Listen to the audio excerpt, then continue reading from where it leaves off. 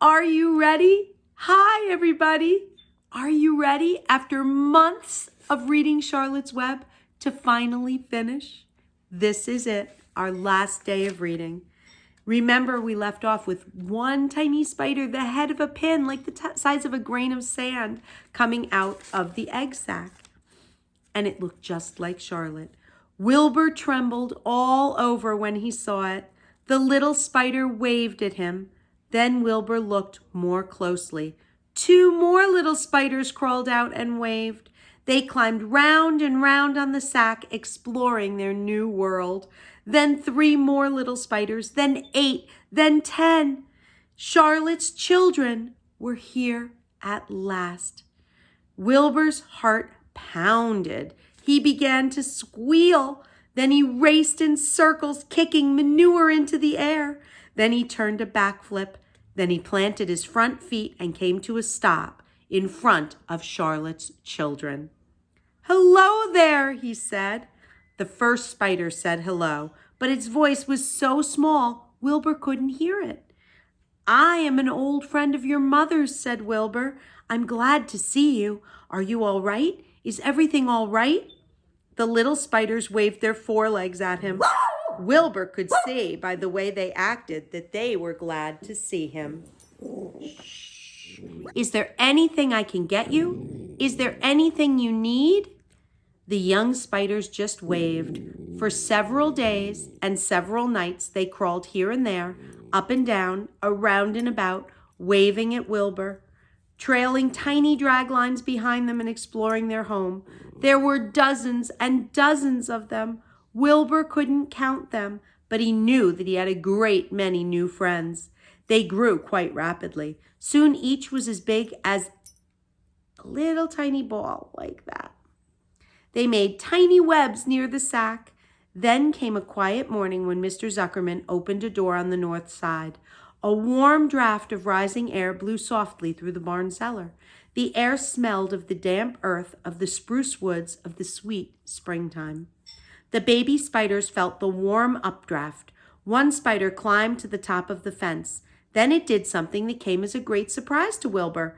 The spider stood on its head, pointed its spinnerets in the air, and let loose a fine cloud of fine silk. The silk formed a balloon. As Wilbur watched, the spider let go of the fence and rose into the air. "Goodbye," it said as it sailed through the doorway. "Wait a minute," screamed Wilbur. "Where do you think you're going?" But the spider was already out of sight. Then another baby spider crawled to the top of the fence, stood on its head, made a balloon, and sailed away. Then another spider, then another. The air was soon filled with tiny balloons, each balloon carrying a spider. Wilbur was frantic. Charlotte's babies were disappearing at a great rate. And there's the picture. "Come back, children," he cried. "Goodbye," they called. "Goodbye, goodbye." At last, one little spider took time enough to stop and talk to Wilbur before making the balloon. "We're leaving here on the warm updraft. This is our moment for setting forth. We are acronauts, and we are going out into the world to make webs for ourselves." "But where?" asked Wilbur. "Wherever the wind takes us. High, low, near, far, east, west, north, south. We take to the breeze. We go as we please."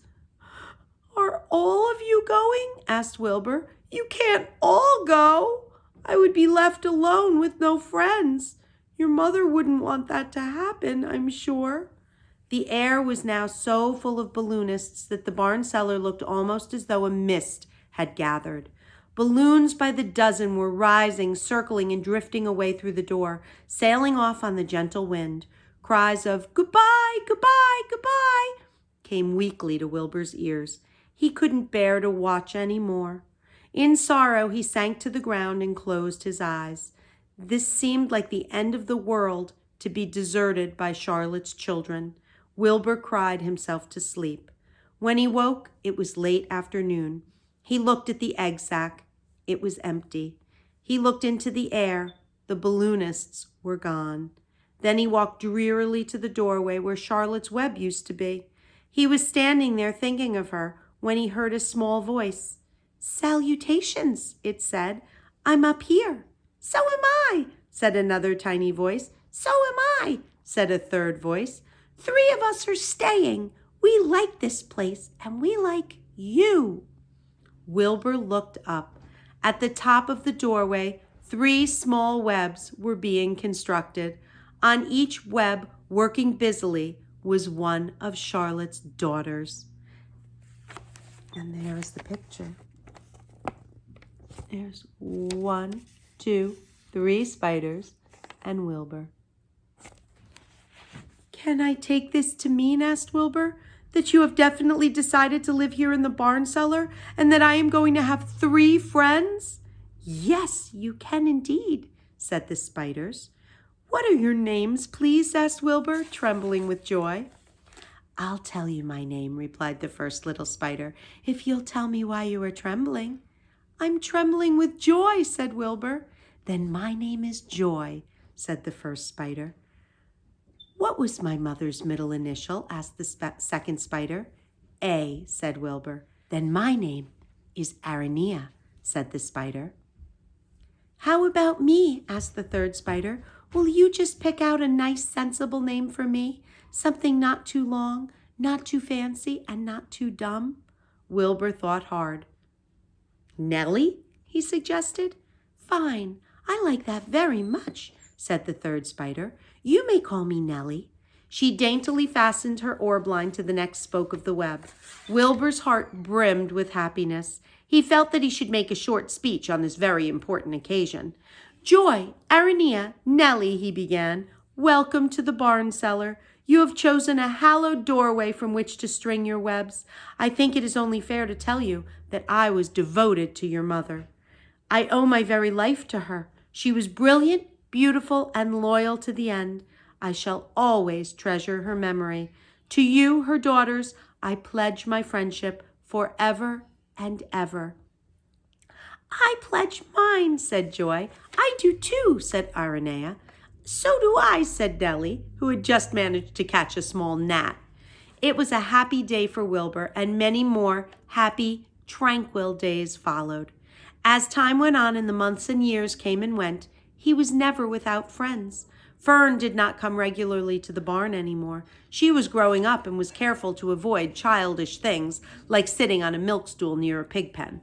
But Charlotte's children and grandchildren and great-grandchildren, year after year, lived in the doorway. Each spring there were new little spiders hatching out to take the place of the old. Most of them sailed away on their balloons, but always 2 or 3 stayed and set up housekeeping in the doorway. Mr. Zuckerman took fine care of Wilbur all the rest of his days, and the pig was often visited by friends and admirers, for nobody ever forgot the year of his triumph and the miracle of the web. Life in the barn was very good, night and day, winter and summer, spring and fall, dull days and bright days. It was the best place to be, thought Wilbur.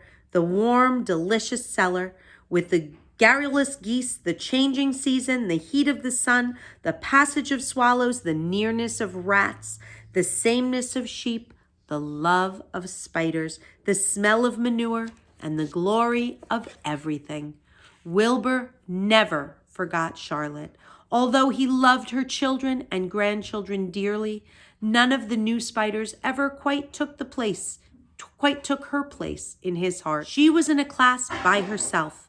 It is not often that someone comes along who is a true friend and a great writer. Charlotte was both. And that's the end of Charlotte's Web. I hope you enjoyed it. Have a wonderful day.